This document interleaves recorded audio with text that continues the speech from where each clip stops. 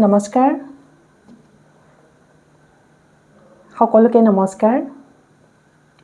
সৰুৰে পৰাই কবিতা আবৃত্তি কৰি খুব ভাল পাইছিলোঁ আৰু ডায়েৰীৰ পৃষ্ঠা ভৰাই সদায় নিজেও কিবা কিবি লিখিবলৈ চেষ্টা কৰিছিলোঁ তাৰে কেতিয়াবা কবিতা হৈছিল আৰু হয়তো কেতিয়াবা কবিতা নহৈছিল তথাপিতো মই লিখি খুব ভাল পাওঁ বা আবৃত্তি কৰি ভাল পাওঁ মোৰ ইউটিউব চেনেলত আগতেও মই কেইবাটাও কবিতা আবৃত্তি কৰিছোঁ মোৰ নিজৰ আৰু বেলেগৰ আজি প্ৰথমবাৰৰ বাবে মই কেমেৰাৰ সন্মুখত আহিছোঁ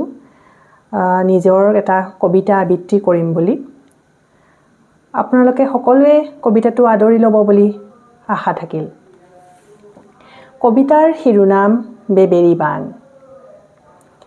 নিশাৰ নিৰ্জনতাই বাৰুকৈ কৈ যায় জীৱনমুখী সপোনৰ কথা গৈ থাকিম বুলি কৈ যোৱা বাটটোত ৰৈ থকাৰ কথা নিস্তব্ধতাৰ আস্ফালনে চকুলুটিয়াই ৰৈ যোৱাৰ কথা নাছিল কেতিয়াও নৈ হোৱাৰ কথা আছিল সূৰ্যমুখী জখলাত খোজ দিয়াৰ কথা আছিল ক'ত গ'ল সেই হাবিয়াস হেৰাই গ'ল নেকি